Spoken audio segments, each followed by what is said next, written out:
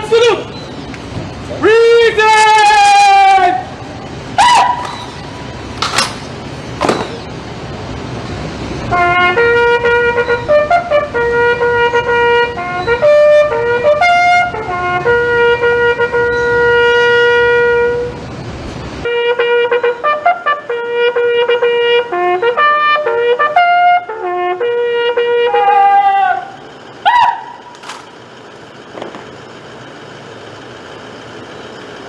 Salute! Reason!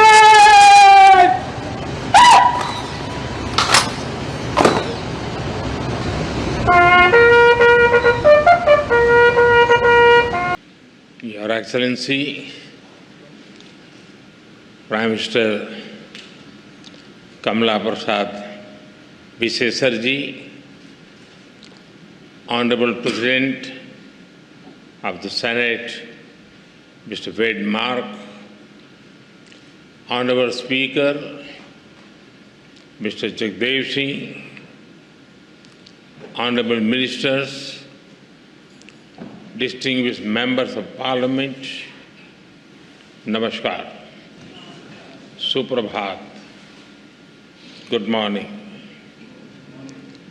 I am deeply honored to stand before you, the elected representatives of a proud democracy and a friendly nation. I bring greetings from 1.4 billion people of India. I also bring warm wishes from the people of Ghana, the country I visited just before arriving here. I am humbled to be the first Indian Prime Minister to speak to you in this iconic Red House.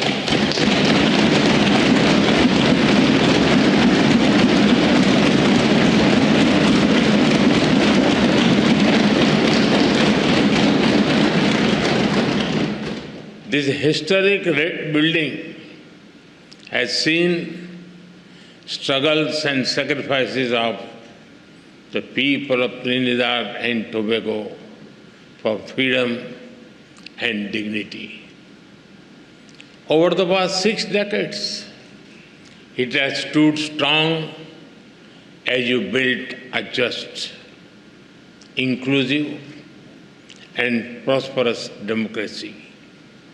Friends, the people of this great nation have chosen two remarkable women leaders, the President and the Prime Minister.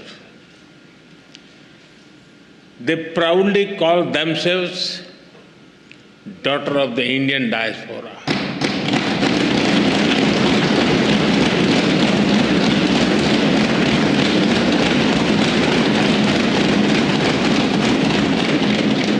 They take pride in their Indian heritage.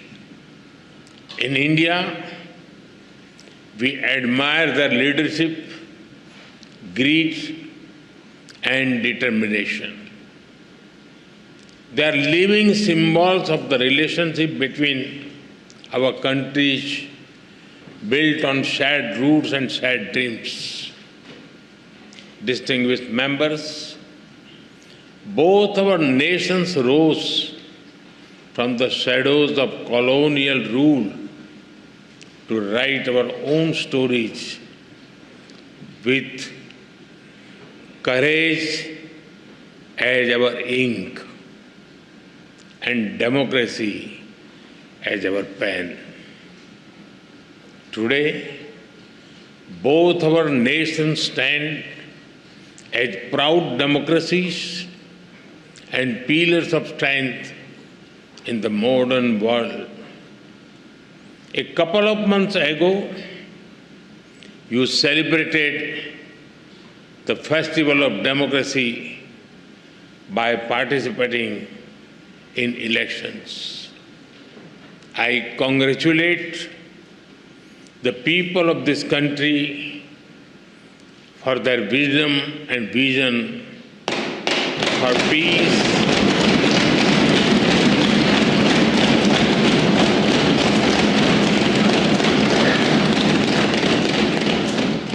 peace, stability, and prosperity. I also congratulate the newly elected members of this august House.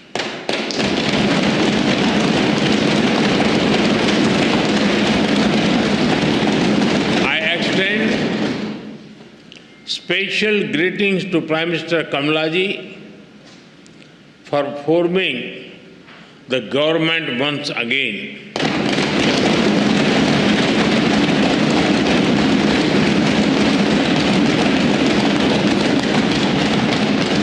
And I wish her continued success as she leads this great nation towards sustained growth and prosperity.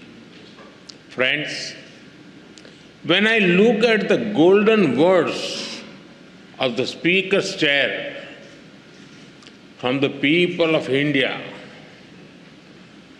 to the people of Trinidad and Tobago, I feel a deep sense of emotion.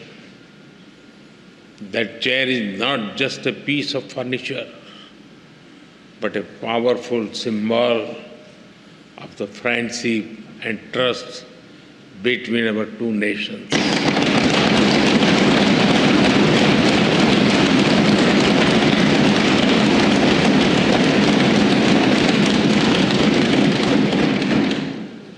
The words expresses the bond that one democracy feels for another. आप सभी जानते हैं, भारतीयों के लिए democracy सिर्फ एक political model भर नहीं है, हमारे लिए ये वे ऑफ लाइफ है, हमारी हजारों वर्षों की महान विरासत है। इस संसद में भी कई साथी ऐसे हैं जिनके पूर्वज बिहार से हैं। वो बिहार जो महाजनपदों यानी एंशिएंट रिपब्लिक्स की भूमि है। In India, democracy is not just a political system, for us it is a way of life. Your parliament also has some members whose forefathers were from the Indian state of Bihar, which is famous for centers like Vaishali. Friends, there is a natural warmth in the connection between our two countries. I must say, Indians are among the most passionate fans of the West Indies cricket team. We cheer for them with all our heart, except when they are playing against India. The relationship between our two countries is based on the foundation of centuries-old bonds. 180 years ago, the first Indians arrived on this land after a long and hard journey. Oceans away, the Indian beats blended beautifully with the Caribbean rhythm. Here, Bhojpuri found harmony with Creole. Dal puri met doubles, and tabla met the steel pan.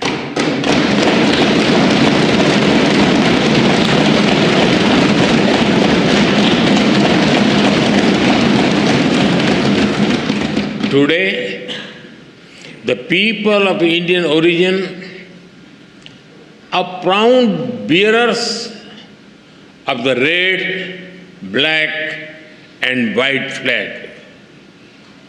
From politics to poetry, cricket to commerce, calypso to chutney, they contribute to every field. They are an integral part of the vibrant diversity that you all respect. Together, you have built a nation that lives its motto, together we aspire, together we achieve.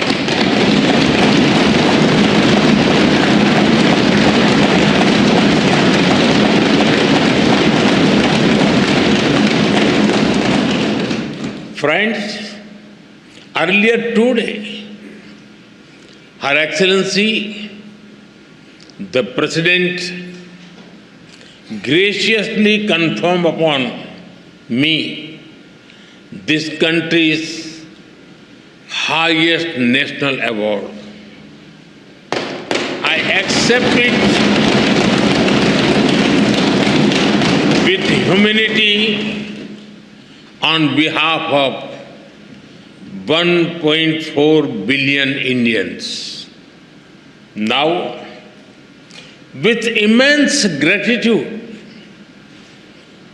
I dedicate it to the enduring friendship and the ancestral ties between our two nations.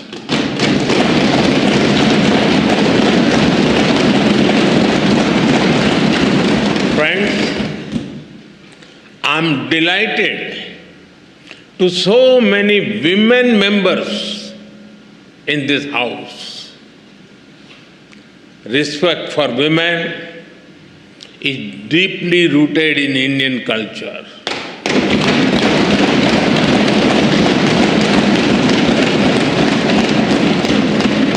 One of our important holy texts, the Skanda Purana, says, Dasaputro sama kanya, Dasaputran pravardhayan, Yat phalam labhate mratyam, Tat labhyam kanya ekaya. It means one daughter brings as much happiness as 10 sons. We are strengthening the hands of women to build a modern India.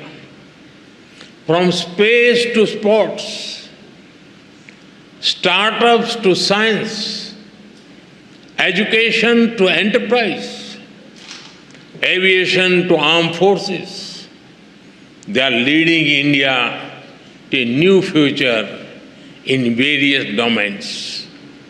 Like you, we have are women who rose from humble beginnings to become our president.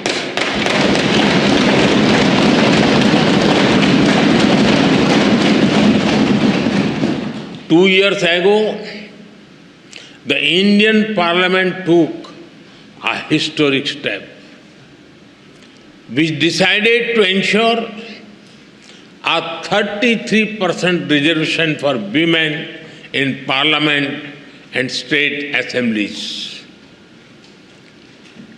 This assurance that is the coming generations, more and more women will decide the destiny and direction of the nation.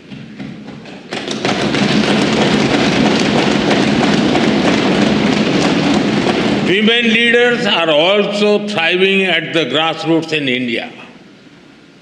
Around 1.5 million elected women power local governor institutions. We are in an era of women-led development. This was also one of the important themes that we furthered during our G20 presidency. हम भारत में women lead development का एक नया model विकसित कर रहे हैं.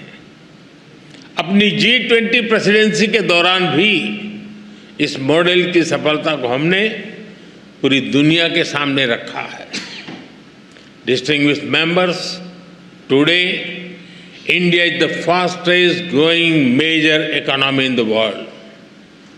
Every sector, every region, and every society is part of this growth story. India's growth is inclusive and people-centric. A recent report of the International Labour Organization notes that India's social security and welfare umbrella covers 950 million people.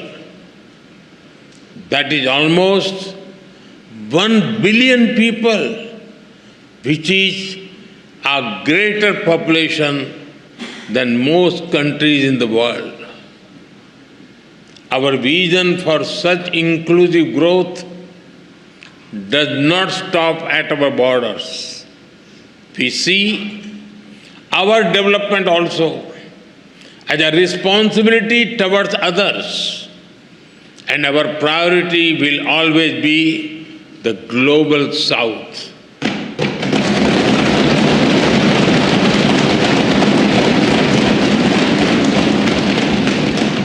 With the same spirit, we are deepening our relations with Trinidad and Tobago.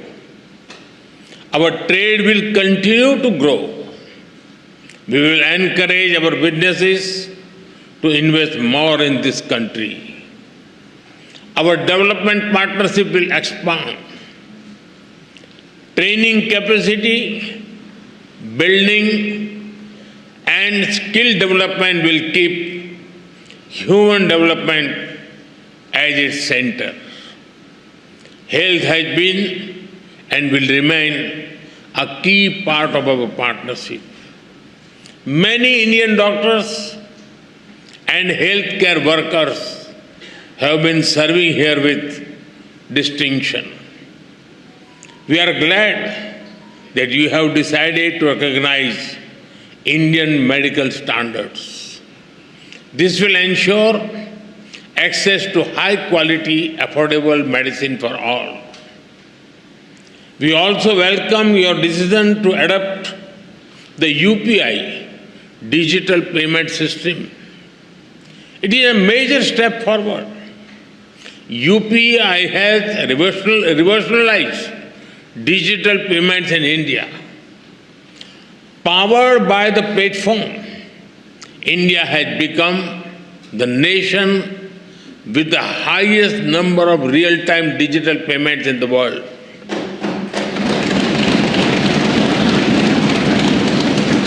Today, in India, even the mango sellers have QR code.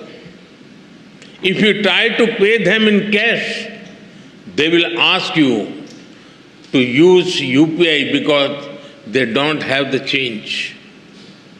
We are also keen to collaborate on other digital innovations. As India develops AI tools to foster growth and development in the global South, Trinidad Tobago will be a priority nation for us.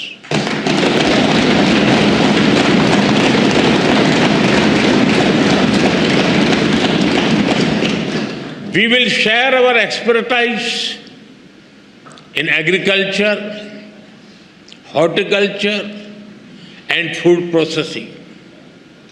Machinery from India will support your agro industry. And because development is about dignity, we will organize an artificial limb fitment camp and differently abled citizens here.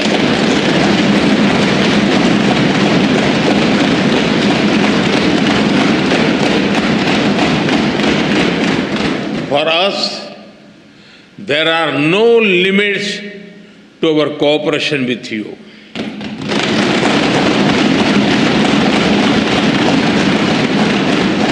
We will always be guided by your needs and priorities. Friends, synergy between our nations holds immense promise. As a key player in the Caribbean and bridge to Latin America, Trinidad and Tobago has a great potential. I am sure that our ties will help us forge a stronger connection with the wider region, building on the momentum of the second India-CARICOM summit. We are eager to collaborate on initiatives that enhance trade and investment, build infrastructure and mobility, implement community development projects, and above all, support capacity building, training and skill development on a large scale. Friends, I also see our partnership in a larger global framework. The scale and speed of change in the world is unprecedented.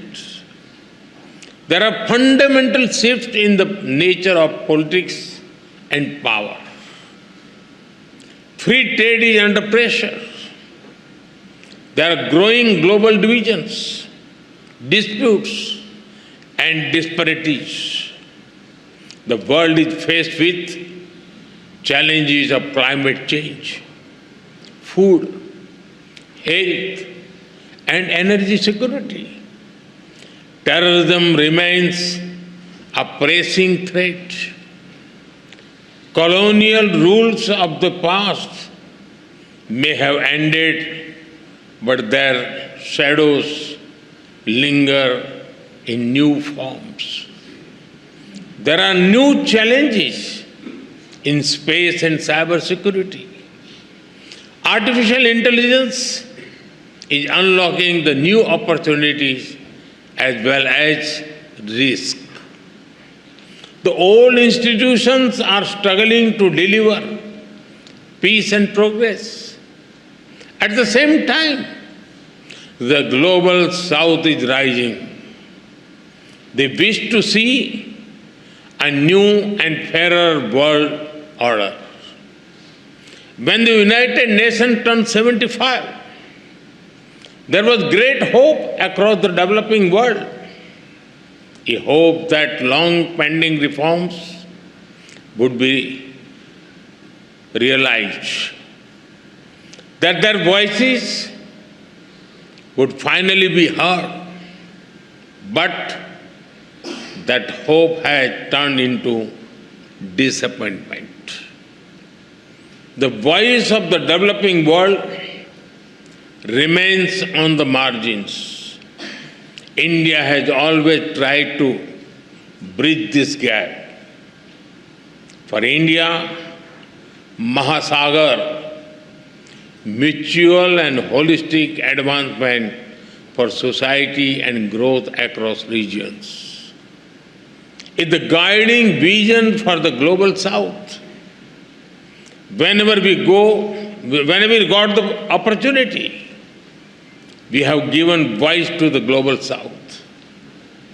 During our G20 presidency, we brought the concerns of the global south to the center of global decision making.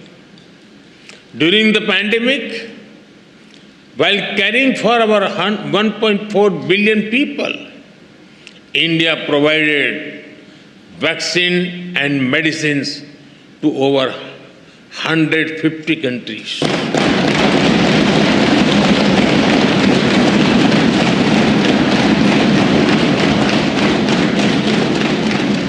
In times of disaster, we have responded swiftly with aid, relief, and solidarity.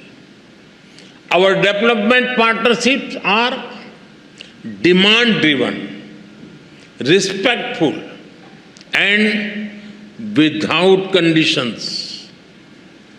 Distinguished members, it is time for us to work together to give the Global South its rightful seat at the right table.